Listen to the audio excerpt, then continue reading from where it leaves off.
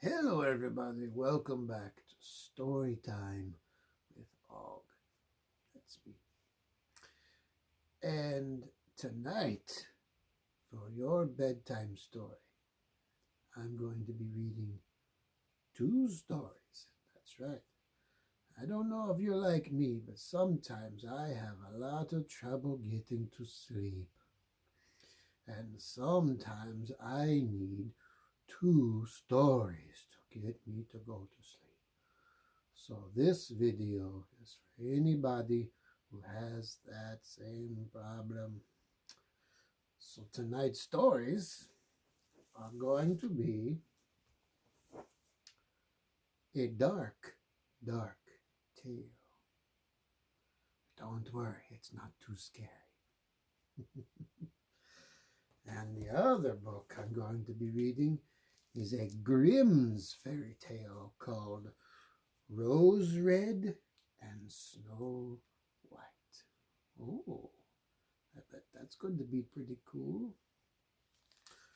I hope both of these books will help you get to sleep tonight. So, let's read them together now, okay? All right. Boop. So tonight's first tale is called A Dark, Dark Tale by Ruth Brown. I hope it's not too dark and we won't be able to see it. Now, story and pictures by Ruth Brown. Dark, dark tale. All right. Once upon a time, there was a dark, dark moor. Ooh. Little bunny rabbits. On the moor, there was a dark, dark wood. Ooh.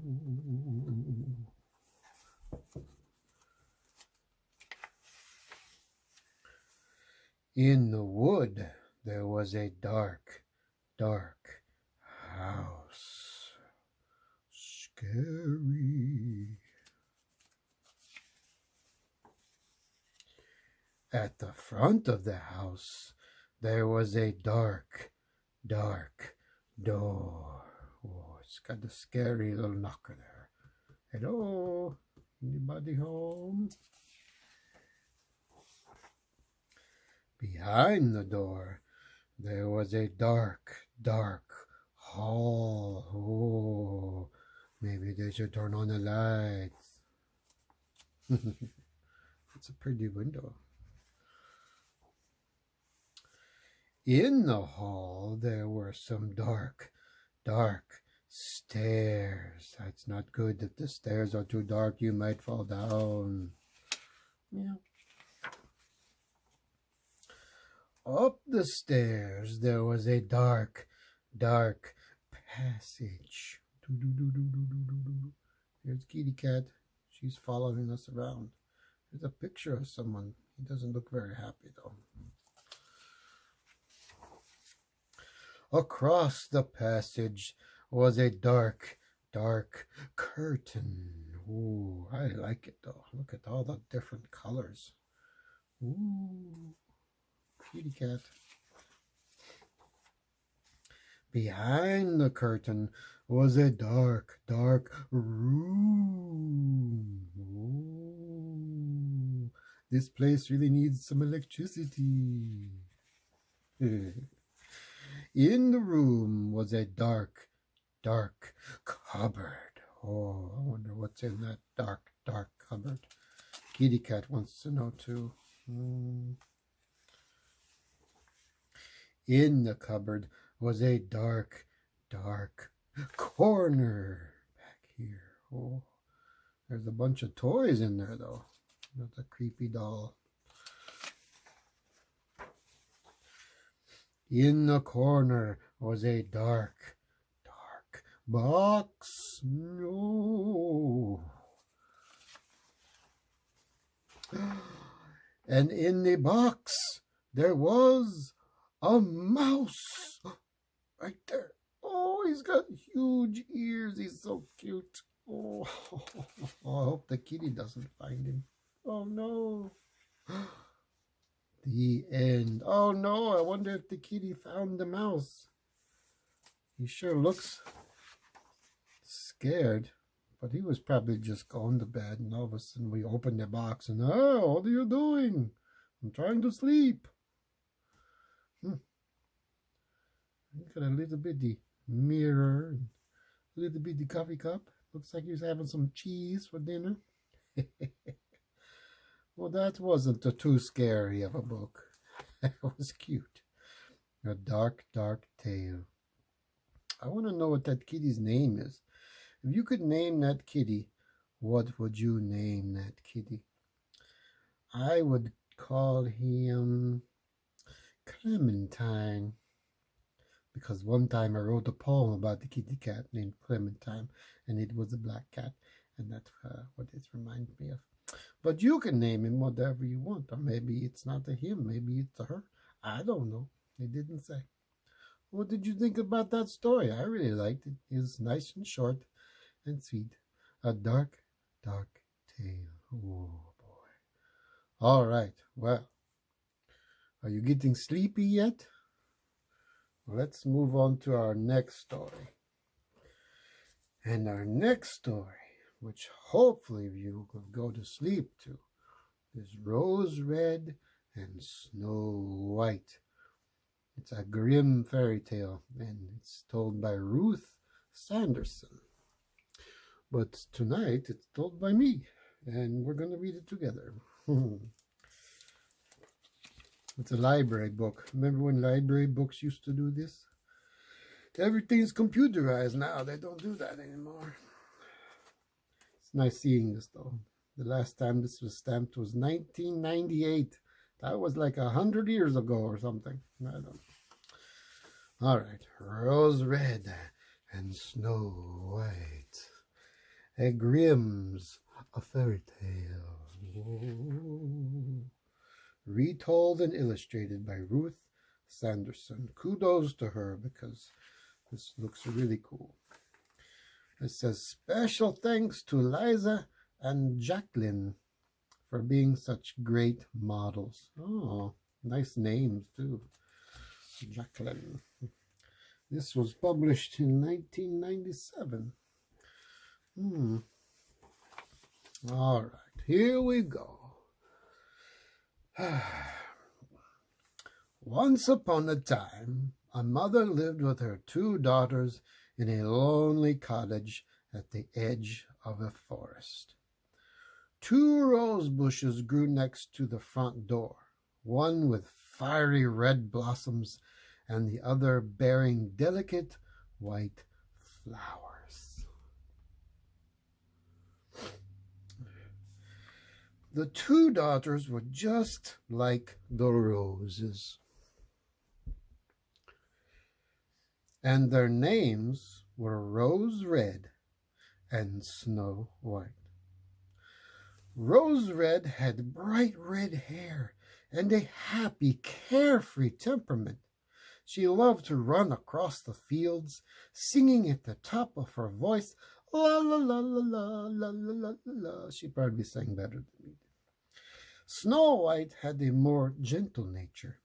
She preferred to care for their animals, help with the housework, and read whenever she had the time. Reading is very important. Rose Red and Snow White walked hand in hand wherever they went. And when Rose Red said, "We will always be together," blah, blah, blah, blah. "We will always be together," Snow White would reply, "For as long as we shall live." Ooh. Though the 2 girls often roamed about the woods searching for berries and wild mushrooms, no wild beast ever harmed them. The rabbits and squirrels ate from their hands. The deer grazed beside them, and even the wolf passed by with no ill intent. If the sisters stayed too late in the woods and night overtook them, they would sleep curled up on a mossy spot until morning. Their mother never feared for them when they were together. Oh, that's nice. That's very close sisters. Rose Red and Snow White helped keep their mother's cottage clean and neat. Every morning in the summer, Snow White would put a fresh bouquet of flowers next to her mother's bed before she woke. In the winter, Rose Red lit the fire and put on the iron kettle. When the snow fell on cold winter nights, their mother would say, "Rose Red, Snow White, come, and we shall have a story." Then they would gather close by the fire, and she would read aloud to them while the two sisters listened and sewed or spun. Sometimes a newborn lamb would lay next to them, and a tame dove would perch behind them with its head tucked under its wing. Oh, sounds like the animals like the stories too. That would be pretty cool. One evening, as they sat by the fire, there was a banging at the door. The mother said, "Quick, Rose Red, open the door. It must be a traveler seeking shelter." Rose Red unbarred the door and opened it. She thought she saw a man standing in the shadows, but in an instant she knew that she was wrong, for it was a bear, and not a man, that thrust its huge hairy head in through the door. The lamb started to bleat, the dove flew to the rafter, and Snow White hid behind her mother's chair. Rose Red tried to close the door to prevent the beast from entering, but to the astonishment of everyone, the bear began to speak.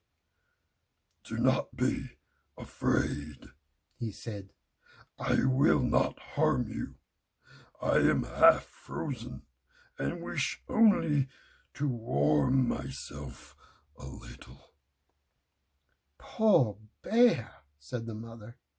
"Come and lie down by the fire. Only take care not to singe your fur."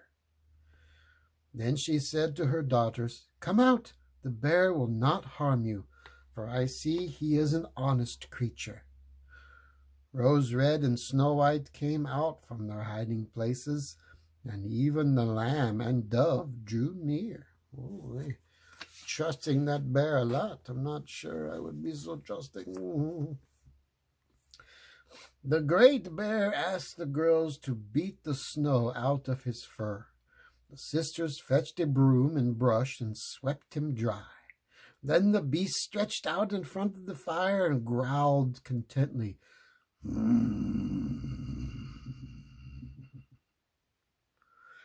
The girls soon grew quite comfortable around their huge guest, and they teased him playfully. They tugged at his ears, sat upon his back, and pretended he was a horse. Rose Red braided some of her hair ribbons into his fur, and the bear good-naturedly submitted to all their fussing. When it was bedtime, the mother said to the bear, "You are welcome to lie on the hearth, for I would not send you back out on such a cold night." The next morning, Rose Red opened the door for the bear, and he trotted out into the sunshine. All winter long, the bear came every evening. He would listen to them read, and then lay down on the hearth and let the girls play them games with them. It's cut off right here. He growled at them, and they only laughed and called him their dear bear. I don't know what happened to the book, but some of the words got cut off. Well, you get the idea. Sometimes that happens in books. With the arrival of spring came the bear's departure. "I must go away now," he said, "and I shall not return for the whole summer." "Where are you going, dear bear?" asked Rose Red. "I must guard my treasure. Wicked dwarfs hide underground all winter, but now that it is warm, they will be about their mischief of spying and stealing." Snow White and Rose Red sadly bid their friend goodbye, and Rose Red unbarred the door for him.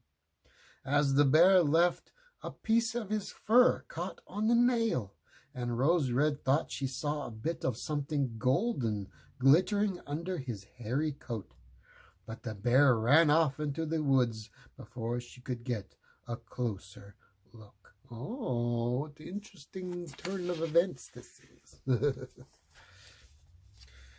A few days later, when the girls went into the woods to collect kindling, they came upon a clearing where a huge tree had fallen. They noticed a small creature jumping up and down on top of the trunk, and when they came closer, they saw it was a dwarf. The end of his long beard was stuck in the crack of a tree. "Why are you just staring at me?" screamed the dwarf. "Can't you help?" "What happened?"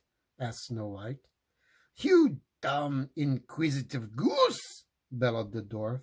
"I was splitting the tree in order to get a few chips of wood for the kitchen stove when my beard got caught. So here I am, you moon-faced ninnies, and don't you dare laugh." Uh-oh. The girls tried to hide their smiles as they attempted with all their strength to pull the beard out of the tree, with no success. "Fools!" yelled the dwarf. "Can't you do any better?" "Just be patient and hold still," said Snow White, who could not bear to see another in trouble or pain.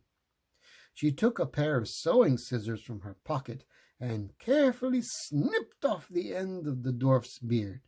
The dwarf then jumped from the tree and grabbed a bag of gold that was hidden amongst its roots. "Such rudeness to cut my beautiful beard!" he muttered as he swung the bag over his shoulder, and then he disappeared into the forest without a word of thanks to the two sisters. Well, that was pretty rude of him, I think. He can grow some more beard, I imagine.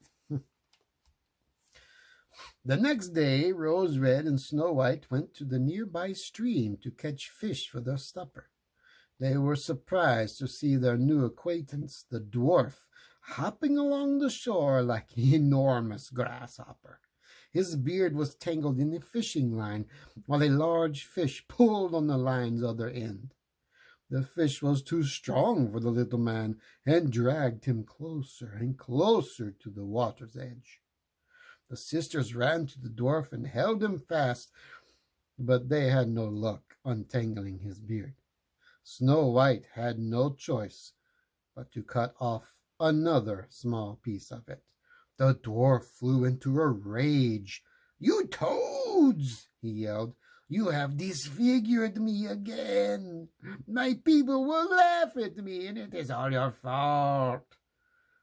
Then he fetched a sack of pearls that had lain hidden nearby and dragged it away.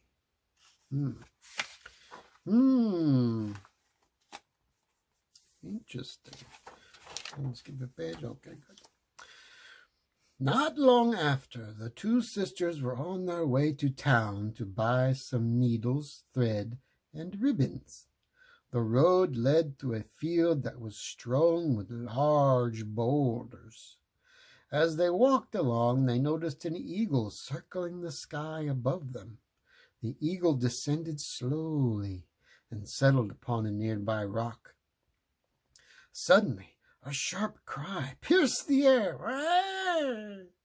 The girls ran forward and saw the dwarf dangling from the talons of the great bird. "Help!" he cried. The girls grabbed hold of his feet and were almost carried away as well. At last the eagle let loose of his prey, and all three tumbled in a heap on the ground. When the dwarf recovered from his fall, he began to scream at the sisters again. "Why weren't you more careful? You have torn my coat to shreds. You useless wretches!" Then he snatched a bag of precious gems from behind a nearby bush and vanished under a rock. Well, he sure keeps his valuables close by. That's good. The sisters, who had become quite accustomed to his ill treatment, just shook their heads and continued on to town. But on their way home, they passed by the same field and surprised the dwarf as he was pouring out his bag of gems upon a flat rock. It was late in the day, and he must have thought no one would be passing by at that hour. The gems sparkled so beautifully in the rays of the setting sun that the girls drew near to gaze at them. "What are you gaping at?" snarled the dwarf. His face turned dark with rage. Then the ill-tempered little man began to jump up and down, up and down. He sputtered and could not get out even a single word. So great was his anger at being discovered. He started to gather up the jewels when a ferocious growl was heard in the distance. Moments later, a huge brown bear trotted out of the woods. The dwarf leapt back in fear, but the bear was already too close for him to escape. "Oh, please, great bear, spare me, and I will give you a big reward," cried the dwarf. "All those precious gems will be yours if you only let me go." But the bear continued to growl deep in his throat and continued lumbering toward the cowering dwarf. "I am thin and old, not tasty at all," whined the pitiful creature. "Here, look at those young plump girls. Surely they would be tender morsels for you. Eat them, I say, not me, for goodness sake." But the great bear did not heed his words and gave the dwarf a single blow with his huge paw. The dwarf fell dead in an instant. Whoa. How about that? There he is. I like his shoes. The girls held on to each other in the fright and ran toward home, but the bear called after them, "Rose Red and Snow White, don't you remember me? Do not be afraid." Then they recognized the voice of their dear bear and stopped. Rose Red and Snow White stood quite still, for a marvelous sight appeared before them. As the bear approached, he rose up on his hind legs, and his brown furry coat slid to the ground. A dashing young man dressed all in gold stood in his place. "I am the son of a king," he explained, "bespelled by that evil dwarf who stole my treasure. I was forced to wander in the shape of a bear until his death freed me from the enchantment. Now he has gotten his just reward for his evil deeds."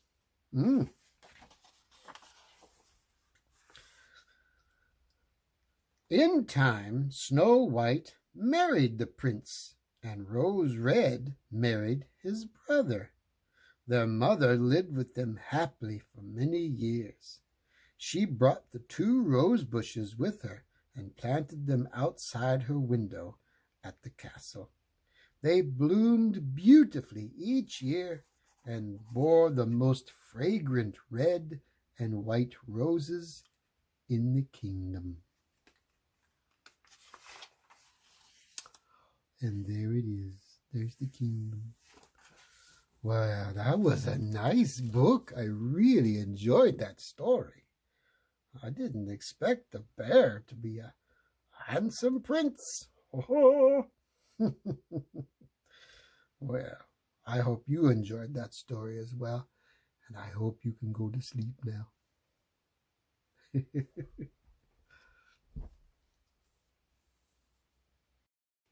Well, those were two very cool stories. And now I hope that you can go to sleep and dream sweet dreams tonight. And I will see you next time on Storytime with Dog. And remember, whenever you need a story, just come on back to my YouTube channel. We'll read one together. Okay?